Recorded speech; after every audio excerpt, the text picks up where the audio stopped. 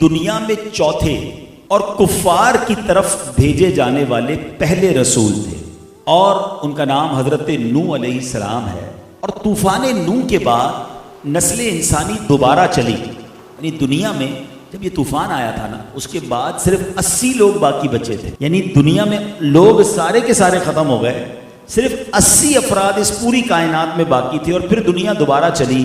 تو اس لیے حضرت نوح علیہ السلام کو آدم ثانی بھی کہا جاتا ہے، کیونکہ حضرت آدم سے تو اس کائنات کی جو نسل انسانی کی ابتدا ہے وہ ہوئی، مگر حضرت نوح سے یہ دوبارہ ریوائول ہوا۔ 80 لوگوں کے بعد دنیا نے پھر گویا چلنا شروع کیا، نسل انسانی آگے بڑھی، اس لیے حضرت نوح کو آدم ثانی بھی کہا جاتا ہے۔ آپ نے کئی 100 سال تک اپنی قوم کو خفیہ پھر اعلانیہ ہر طرح سے تبلیغ کی۔ آپ کی قوم نے بڑا ستایا، بڑی تکلیفیں پہنچائیں، مگر آپ صبر و تحمل کا مظاہرہ کرتے رہے۔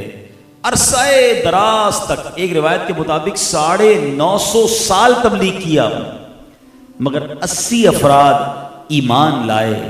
اللہ اکبر۔ حضرت نوح علیہ السلام کا جو تعارف ہے وہ بھی سن لیں کہ آپ کا اسم گرامی یشکر یا عبد الغفار ہے، اور آپ کا لقب نوح ہے۔ شاید بہت سارے لوگوں کو نہیں پتا کہ حضرت نوح کا نام کیا ہے۔ حضرت نوح ان کا نام نہیں ہے، نوح آپ کا لقب ہے، آپ کا نام یشکر یا عبد الغفار ہے۔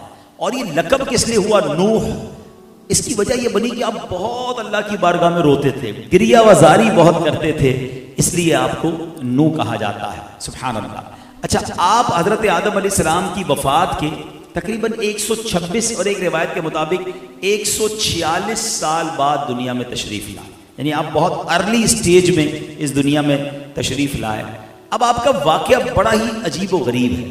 آپ اپنی قوم کو اللہ کی طرف بلاتے، قوم بت پرستی میں لگ گئی تھی، آپ اسے اللہ وحدہ لا شریک کی طرف بلاتے، قوم آپ کی بات مانتی نہیں تھی۔ تو اب آپ کی قوم نے آپ کو تکلیف دینا شروع کیا، آپ کی قوم نے آپ کو اتنا مارا، اتنا زد و کوب کرتے تھے کہ بعض اوقات آپ کو یہ خیال کر کے چھوڑ دیتے تھے کہ آپ کا انتقال ہو گیا، مار مار کے یہ حال کر دیتے، اور آپ جب زمین پر گویا جب تشریف لے آتے تو وہ سمجھتے کہ آپ دنیا سے چلے گئے، اس لیے آپ کو چھوڑ دیتے۔ آپ کا گلا گھونٹتے، اتنا گلا گھونٹتے، اتنی بار گلا گھونٹا کہ آپ کا دم گھٹ جاتا، آپ بے ہوش ہو جاتے، مگر ان تکلیفوں، ان مصیبتوں کے بعد بھی اللہ کی بارگاہ میں یہ دعا کرتے کہ اے اللہ میری قوم کو بخش دے، اے اللہ میری قوم کو ہدایت دے دے، یہ مجھے نہیں پہچانتے۔ اللہ اکبر۔ اب ذرا سوچئے، میں واقعہ بھی بیان کرتا جاؤں گا، مگر میں چاہوں گا کہ ہم سیکھتے بھی تو جائیں نا، ہم یہاں صرف اسٹوری سننے تو نہیں آئے، قرآنی واقعہ یقیناً ہے، مگر وی ہیو ٹو تھنک، ہمیں سمجھنا بھی ہے کہ حضرت نوح علیہ السلام کی لائف سے مجھے اور آپ کو کیا سیکھنا ہے۔ دو باتیں پہلے سمجھیے۔ 950 سال اللہ کی طرف بلاتے رہے، اور لوگ کتنے ایمان لائے؟ 80 ایمان لائے۔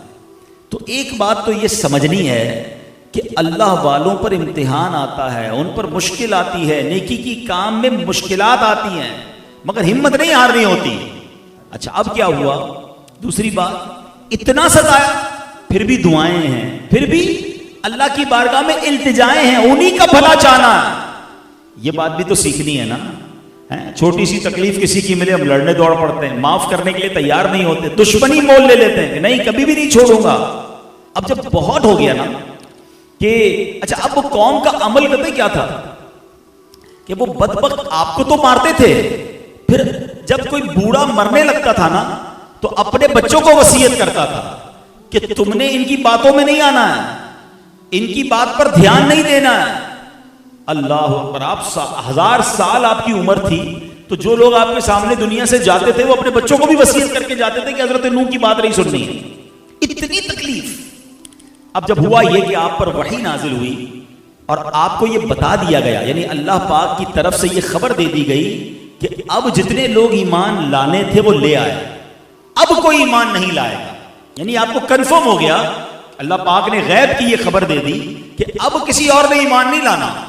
تو اب آپ نے، جب آپ نا امید ہو گئے تو آپ نے اب بقیہ قوم کے لیے ہلاکت کی دعا کر دی۔ جب آپ نے ہلاکت کی دعا کی تو اب آپ کو اللہ کی طرف سے حکم دیا گیا کہ اے نوح اب کشتی تیار کریں۔ اچھا، اب سمجھیے گا بات۔ بابا جزیرے پہ میں بیٹھا ہوں، یہاں کوئی جب کشتی تیار کرے تو سمجھ آتا ہے کہ جناب سمندر ہے، کشتی قریب لوگ کشتیاں چلاتے ہیں، کوئی منوڑے پہ کشتی بنائے سمجھ آتا ہے، کوئی کیماڑی میں کشتی بنائے سمجھ آتا ہے، مگر کوئی لاہور میں کشتی بنائے تو آپ کہیں گے یار لاہور میں تو سمندر نہیں ہے. چلے لاہور میں دریائے راوی یا کوئی دریا ہوگا, کوئی ایسے شہر میں کشتی بنائے جانا دریا ہو نہ سمندر ہو, تو لوگوں نے مذاق ہی اڑانا ہے نا. اچھا اب اگر دنیا کے نقشے کو دیکھیں, میں ذرا بچوں کو بھی تھوڑا گائیڈ کرنا چاہتا ہوں, کبھی دنیا کے میپ کو دیکھیں, دنیا کے نقشے کو دیکھیں. کچھ کنٹریز ہوتی ہیں جو لینڈ لاک کنٹریز کہلاتی ہیں. مثال کے طور پہ پاکستان پر اللہ کی بڑی نعمت ہے کہ ہمیں سمندر میسر ہے, ہمارے پاس پورٹ ہے, مگر ہمارا قریبی ملک افغانستان ہے. افغانستان کے پاس سمندر نہیں ہے, اس لیے آپ نے کیا کہتا ہے افغان ٹرانزٹ سنا ہوگا کہ اس کا امپورٹ اور ایکسپورٹ پاکستان سے ہو رہا ہوتا ہے, کیونکہ وہ ہمارے سمندر کو یوز کرتے ہیں, کیونکہ وہ لینڈ لاک کنٹری ہے, آس پاس کوئی اور سمندر نہیں. ایسے دنیا میں کئی ملک ہیں. تو کمال یہ تھا کہ حضرت نوح علیہ السلام اس ملک میں تھے کہ جہاں لینڈ لاک کنٹری تھی, کوئی سمندر ہی نہیں تھا, اور آپ کشتی بنا رہے ہیں. تو اب لوگ روز گزرتے آپ کا مذاق اڑاتے کہ پہلے تو تم کہتے تھے اللہ کے نبی ہو, پہلے کہتے تھے کہ اللہ وحدہ لا شریک کی طرف بلانا ہے, اب تو معاذ اللہ تم کارپینٹر بن گئے ہو, کشتی بنانے لگ گئے ہو. مذاق, کشتی کا کرو گے کیا جب ہمارے ملک میں پانی ہی نہیں ہے, مگر آپ کو رب کی طرف سے حکم تھا. اچھا وہ کشتی بھی کوئی نارمل کشتی, میں بھی لانچ میں بیٹھ کے آیا ہوں, ہم 20-25 لوگ بیٹھے تو پوری ہو گئی, ایسا تو نہیں تھا. وہ ایک بہت بڑا شپ تھا. اب وہ کتنی بڑی جگہ تھی, کتنی بڑی کشتی تھی. اچھا پہلے تو آپ نے اس کو بنانے کے لیے ساگوان کے درخت اگائے, اور وہ 100 سال لگے ان درختوں کو اتنا بڑا ہونے میں کہ جتنی لکڑی کی ضرورت تھی. 100 ایئرس تک تو پہلے آپ نے درخت اگایا, پھر اس کے بعد 80 گز لمبی اور 50 گز چوڑی آپ نے کشتی بنائی. اچھا کشتی بھی ایک درجہ نہیں تھا, یعنی ایک فلور کی نہیں تھی, وہ 3 منزلہ کشتی تھی. آپ نے اس کے 3 درجے بنائے, کیونکہ نچلے طبقے میں درندے رکھنے تھے, پرندے اور حشرات الارض کیڑے مکوڑے جو ہوتے ہیں. درمیانی طبقے میں یعنی فرسٹ فلور پر چوپائے یعنی جانور وغیرہ, اب بکریاں, گائیں, بھینس, جو بھی چوپائے 4 پیر والے, اور پھر اوپر سیکنڈ فلور پر مومنین, اور خود حضرت نوح علیہ السلام نے اپنے لیے اور مومنین کے لیے جگہ بنائی. یعنی 3 فلور کی یہ کشتی تیار کی گئی. 100 سال لگے یہ تاریخی کشتی کو بننے میں. اچھا اب کشتی بن رہی ہے, لوگ مذاق اڑائے جا رہے ہیں, اتنی بڑی کشتی چلاؤ گے کدھر, پانی تو ہے ہی نہیں ہمارے ملک میں, نہ دریا نہ سمندر, مگر ان کو رب کا حکم تھا, وہ کشتی بناتے گئے. اچھا اب ایک اور بڑی امیزنگ بات ہے, شاید بہت سو کو نہیں پتا ہوگا, ہم ہمیشہ یہ ضرور کہتے ہیں کہ طوفان نوح آیا تھا, مگر یہ طوفان آیا کیسے تھا, یہ سمندر سے نہیں آیا تھا. یہ شاید لوگوں کو نہیں پتا, اور ہم یہی سمجھتے ہیں کہ بھائی جب بھی دنیا میں طوفان آتا ہے تو سمندر سے آتا ہے نا. یہ اللہ کی قدرت کا شاہکار تھا یہ طوفان بھی. ہاں یہ سمندر سے نہیں آیا. یہ کیسے آیا آپ کو بتاتا ہوں. اچھا اب یہ ہوا کہ جب طوفان آنے کا ٹائم تھا, یہ طوفان آنے کی آپ کو ایک نشانی بتائی گئی تھی کہ طوفان جب آئے گا تو اس کے لیے بتا دیا گیا تھا کہ تنور سے پانی ابلنا شروع ہوگا. ایک روٹی لگانے کا جو تنور ہوتا ہے نا, اس تنور سے جب پانی نکلے نا تو آپ سمجھ جانا کہ اب طوفان آنے والا ہے. دس از انڈیکیشن, اور یہ قرآن میں موجود ہے.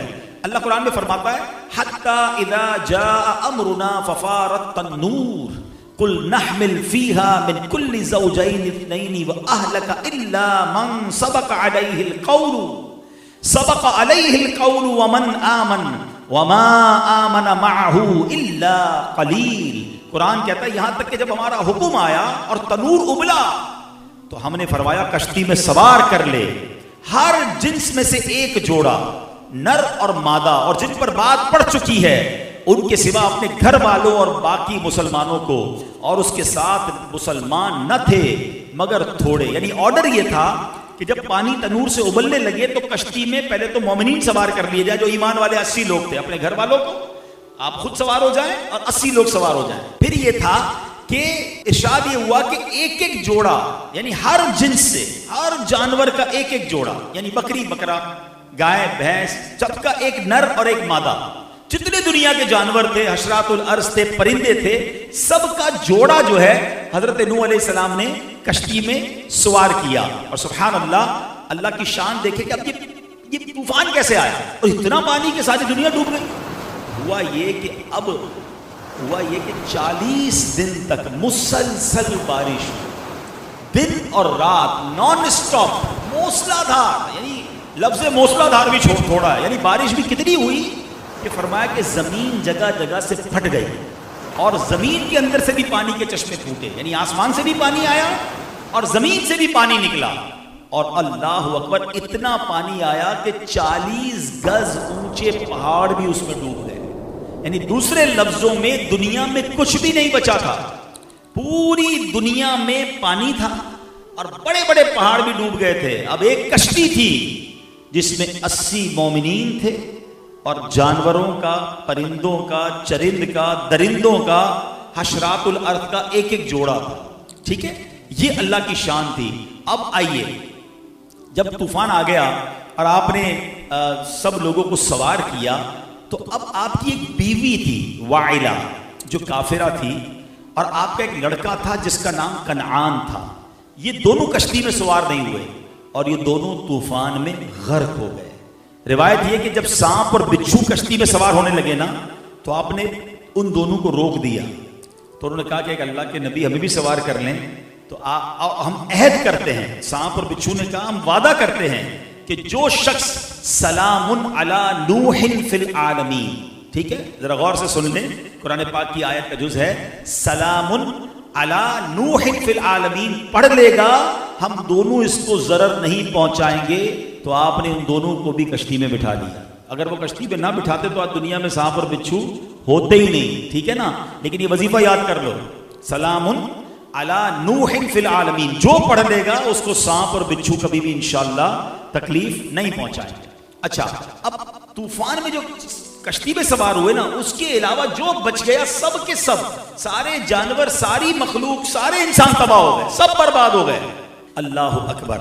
اب پیارے اسلامی بھائیوں، یہ کشتی چلنے لگی. پہلے تو یہاں رکتے ہیں کہ آپ کی زوجہ اور آپ کا بیٹا یہ دونوں ایمان والے نہیں تھے، اس لیے وہ پانی میں غرق کر دیے گئے. اچھا، اب کیا ہوا میرے پیارے اسلامی بھائیوں کہ اتنا پانی کہ ساری دنیا گویا ڈوب گئی نا. اب قرآن بتاتا ہے کہ یہ طغیانی تھی کیسی، یہ پانی تھا کیسا. قرآن فرماتا ہے فَفَتَحْنَا أَبْوَابَ السَّمَاءِ بِمَاءٍ مُنْهَمِرٍ فَفَجَّرْنَا الْأَرْضَ عُيُونًا فَالْتَقَى الْمَاءُ عَلَىٰ أَمْرٍ قَدْ قُدِرَ. تو ہم نے آسمان کے دروازے کھول دیے. قرآن کہتا ہے آسمان کے دروازے، اتنا پانی تھا کہ آسمان کے دروازے کھول دیے زور کے بہتے پانی سے، اور زمین چشمے کر کے بہا دی تو دونوں پانی مل گئے اس مقدار پر جو مقدر تھی. طوفان آ گیا، ساری دنیا غرق ہو گئی. پانی اور موجیں کیسی تھی؟ قرآن بتاتا ہے وَهِيَ تَجْرِي بِهِمْ فِي مَوْجٍ كَالْجِبَالِ، اور وہ انہیں لیے جا رہی تھی ایسی موجوں میں جیسے پہاڑ جیسی موجیں تھیں. اور ایک کشتی دنیا میں ہے جس میں 80 ایمان والے ہیں اور وہ تھپیڑوں کے ساتھ وہ کشتی چلتی جا رہی ہے. حضرت نوح علیہ السلام کی وہ کشتی چلتی رہی.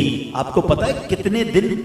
6 مہینے تک یہ کشتی اسی طرح پانی میں چلتی رہی. اور سنو، اس وقت جو خانہ کعبہ کی زمین تھی نا، یہ کشتی وہاں بھی پہنچی اور مکہ مکرمہ کا 7 کعبہ مشرفہ کا 7 بار اس نے چکر بھی لگایا. اس زمین کا، ان فضاؤں کا اس کشتی نے 7 بار چکر بھی لگایا. اب اس کے بعد یہ کشتی ایک پہاڑ پر رکی. اب اس کے بعد کیا ہوا؟ اللہ اکبر. اب یہ بات سمجھنی ہے کہ اب دنیا واپس روایت کیسے ہوئی کہ حضرت نوح علیہ السلام کی کشتی جب رک گئی، اب یہ پانی گیا کیسے ہے؟ پوری دنیا میں اتنا پانی تھا تو یہ ڈرین کیسے ہوا؟ یہ بڑی کمال کی بات ہے. آج ہمارے بارش ہو جائے تو مہینوں پانی نہیں اترتا، تو اتنا پانی کہ ساری دنیا ڈوبی ہوئی تھی، تو یہ ڈرین آؤٹ کیسے ہوا؟